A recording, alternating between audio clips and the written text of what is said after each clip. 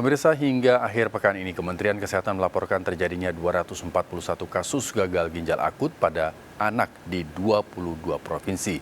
Dari jumlah itu, 133 pasien diantaranya meninggal dunia. Meski demikian, Kementerian Kesehatan belum menyatakan kasus gagal ginjal akut bukan merupakan kasus luar biasa.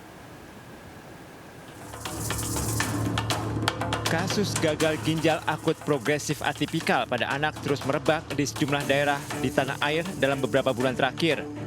Peningkatan jumlah kasus mulai terjadi pada Agustus tahun ini. Kandungan senyawa etilen glikol dan dietilen glikol dalam obat sirup dituding menjadi penyebab kasus gagal ginjal akut pada anak.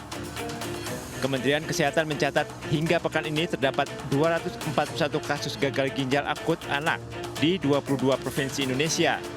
133 pasien diantaranya atau 55% pasien meninggal dunia. Meski demikian, Kementerian Kesehatan menyatakan kasus gagal ginjal pada anak ini tidak termasuk dalam kejadian luar biasa atau KLB.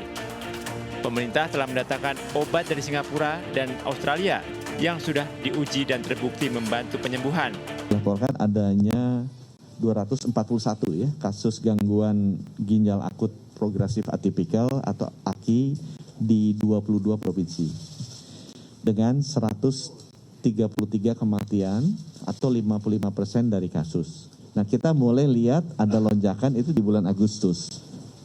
Naik sekitar 36 kasus ya, akut ke injury. Sehingga begitu ada kenaikan, kita mulai melakukan penelitian. Ini penyebabnya apa? Jadi di bulan September melihat data-data ini, Kemenkes itu melakukan penelitian ini penyebabnya apa. Orang tua diminta selalu waspada jika mendapati gejala gagal ginjal pada anak. Di antaranya anak mengalami demam, hilang nafsu makan, dan sedikit buang air kecil atau bahkan tidak buang air kecil dalam beberapa hari. Tim Liputan melaporkan.